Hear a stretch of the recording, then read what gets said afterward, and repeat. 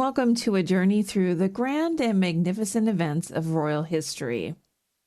From the castles of medieval Europe to the palaces of the modern-day monarchy, we will explore the moments that define the lives of kings and queens and the events that shaped the course of history. From the coronation of William the Conqueror to the abdication of Edward VIII, and from the assassination of Archduke Franz Ferdinand to the wedding of Edward VII and Queen Alexandra. These are the tales of power, passion, love, and tragedy that have captured the imagination of generations. So sit back, relax, and join us as we delve into the rich and fascinating history of royalty. The Tudors Dynasty Podcast.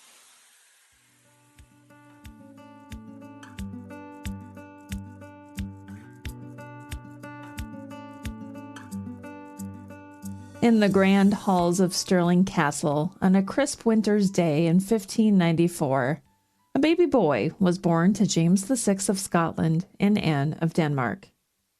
They named him Henry Frederick Stuart, after his grandfathers, Henry Stuart and Frederick II of Denmark. As the eldest son, he was given a host of titles and positions, including Duke of Rothesay, Earl of Carrick, Baron of Renfrew, Lord of the Isles, and Prince and Great Steward of Scotland. But even as he entered the world with such pomp and circumstance, young Henry's early years were marked by tension between his parents. Anne, perhaps feeling the weight of her duties as a royal mother, left Henry in the care of Stirling Castle, far from her loving embrace. It was a decision that would have far-reaching consequences for the young prince. In 1603, when James VI ascended to the throne of England as James I, Anne returned to Stirling Castle to retrieve her son.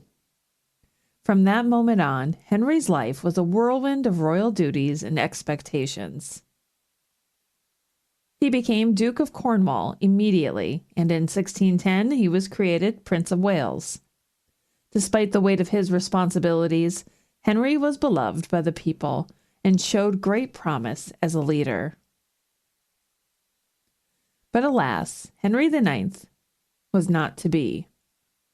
In 1612, he fell ill with typhoid fever and passed away at the tender age of 18. The nation was plunged into mourning, and his body lay in state at St. James's Palace for 4 long weeks before being interred at Westminster Abbey. His younger brother, the future Charles I, inherited his titles, but the memory of Henry's short life and great potential lingered on. On the 20th of February, 1867, a little prince by the name of Louise Victoria Alexandra Dagmar entered the world. Her parents were none other than Edward, Prince of Wales, and Alexandra of Denmark. And her grandmother just so happened to be the reigning monarch of the United Kingdom at the time, Queen Victoria. Talk about having some serious royal connections. Louise grew up with her siblings at Sandringham House in Norfolk, where she received a limited education. But that didn't stop her from having a pretty sweet life. She got married to this guy named Alexander Duff, the 6th Earl of Fife, in a fancy ceremony at Buckingham Palace in July 1889. And if that wasn't enough, 2 days later, Queen Victoria created Alexander the Duke of Fife. So basically, Louise became a duchess overnight. The newlyweds went on to have 3 children, but sadly, their eldest son passed away in infancy. Then things got a little wild when Louise's dad became King Edward VII in 1901, and then gave her the title Princess Royal in 1905. But as with all good things, Louise's story took a sad turn. While the family was sailing to Egypt in 1911, Alexander got really sick after being shipwrecked in Morocco and passed away in Egypt the following year. So their daughter, Alexandra, became the Duchess of Fife in her own right. Louise lived a pretty long life, passing away at the ripe old age of 63 in London in 1931. She was buried in St. George's Chapel at Windsor, but her remains were later moved to the private chapel at Mar Lodge.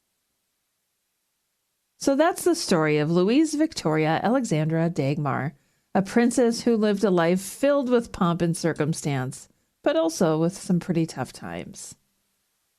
All right, hold on to your hats, folks, because we're about to take a trip back to the 14th century to meet maybe one of the coolest princesses of all time. That's right. On the 21st of February, we celebrate the birthday of Isabella, the daughter of John I of Portugal and Philippa of Lancaster, born in 1397. Isabella was a real trailblazer, not only because she was the fourth child, but also because she was the only one who managed to survive infancy. Her maternal grandfather was none other than John of Gaunt, 1st Duke of Lancaster, a son of Edward III. So let's say she had some pretty fancy family ties too. Growing up with her brothers at the court in Lisbon, Isabella was one smart cookie. She received an excellent education in politics and was an avid reader. She even became proficient in Latin, English, French, and Italian, proving that she was not just a pretty face. Isabella married Philip the Good, Duke of Burgundy, on the 7th of January, 1430. And let me tell you, this was no ordinary marriage. Philip had already been married twice before, and he really wanted to have some children with Isabella. And boy, did they deliver. They went on to have 3 sons. But unfortunately, only one, Charles the Bold, would survive to adulthood. But Isabella wasn't just a baby-making machine. She held serious influence over her husband and son in politics and was a master negotiator. She even arranged some incredible marriages for the people of the court. However, things weren't all roses and sunshine for the princess. When her son became estranged from his father, she withdrew from court to side with him. But she still managed to live a long and fruitful life, passing away on the 17th of December, 1471, at the age of 74, in Burgundian, Netherlands. Isabella of Portugal, a smart, savvy, and influential princess who made her mark on history. The year was 1547, and the court of Fontainebleau was abuzz with excitement. Henry II of France and Catherine de' Medici had just welcomed a new addition to their family, a baby girl named Claude.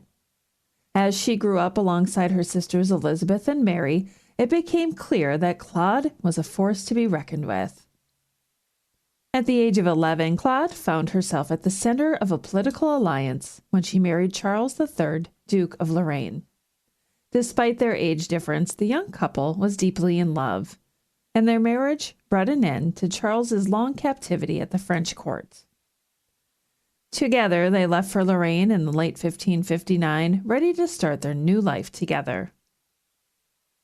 Over the years, Claude and Charles's love only grew stronger, and they had 9 children together.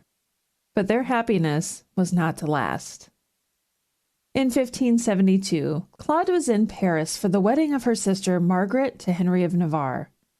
Little did she know that the celebration would soon turn into a nightmare. The St. Bartholomew's Day massacre erupted, and Claude found herself caught in the crossfire. Her sister Margaret sought refuge in her chamber, and together they braved the chaos and terror of that terrible night. But sadly, Claude's time on earth was short-lived. In 1575, she passed away in childbirth at the age of 27, leaving behind a devastated husband and children. Though her time on earth was short, Claude's legacy lived on through her children, and the memory of her strength and resilience remained a beacon of hope for generations to come. Allow me to share with you the tale of Isabelle, a princess who lived a life so remarkable that it still inspires us to this day. Born in March 1224 to the great Louis VIII of France and Blanche of Castile, Isabelle was the 11th child of the royal couple and the only daughter to survive. But from the beginning, she was destined for greatness. Isabel's unwavering devotion to the Lord was a sight to behold, and even from a young age it was clear that she was destined for something truly special.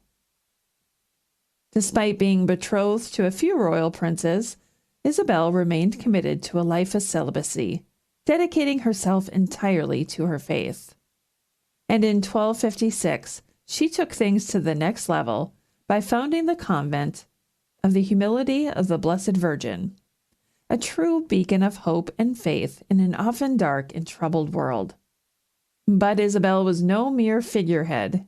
She refused to be named abbess, instead choosing to retain her wealth and resources to provide for Longchamp Abbey. And boy, did that decision pay off. Her monastery was a true testament to her unwavering commitment to her faith, and it inspired all who came into contact with it. Isabel passed away on the 23rd of February, 1270, at the age of 45, but her legacy lived on. Beatified by Pope Leo X in 1521, and later canonized by Pope Innocent XII in 1697, Isabel became a true symbol of piety and devotion. But that's not all. Longchamp Abbey may have been destroyed during the French Revolution, but one tower still stands tall in Paris, a reminder of Isabel's incredible impact on the world. It's a fitting tribute to a princess who lived a life so remarkable that it still inspires us today. We're about to dive into the thrilling tale of Edward Plantagenet, a royal whose life was marked by intrigue, betrayal, and tragedy. Born on the 25th of February, 1475, to none other than George Plantagenet, 1st Duke of Clarence, and Isabel Neville, Edward was a true product of his royal bloodline. His paternal uncle was Edward IV of England, a powerful monarch who left an indelible mark on the nation's history. But it was his maternal grandfather, Richard Neville, the Kingmaker, 16th Earl of Warwick, who was the real wild card in Edward's life. You see, in 1478, Edward was created the 17th Earl of Warwick upon the attainder and execution of his father, making him an immediate target of his enemies. But it was when his uncle Edward IV died in 1483 and his young cousin Edward V went missing that things really started to heat up for Edward. Despite his royal bloodline, Edward was passed over for the throne because of his father's attainder, and his other uncle, Richard III, took the reins of power. When he was killed in battle in 1485, Henry Tudor, now Henry VII, took the throne, and Edward's fate was sealed. He was sent to the Tower of London, where he lived out the remainder of his life as a potential threat to the Tudor reign. And while his life may have been marked by tragedy, it was in his death that he truly made his mark on history. In 1499, Edward was involved in a plot to overthrow Henry VII, and he went on trial for treason. Edward was beheaded on the 28th of November, 1499, at the age of 24. His death marked the end of the illegitimate male line of the Plantagenets. However, he did have an elder sister, Margaret Pole, 8th Countess of Salisbury, who was later executed by Henry VIII in 1541. So there you have it, the story of a royal whose life was marked by tragedy, but whose legacy lived on long after his death. Edward Plantagenet, Earl of Warwick. In the year 1498, in the grand halls of the Burgundian court, a princess was born who would go on to live a life of great power and influence.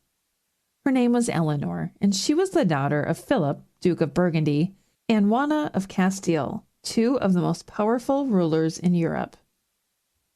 Eleanor was born into a world of wealth and privilege, and her lineage was just as impressive.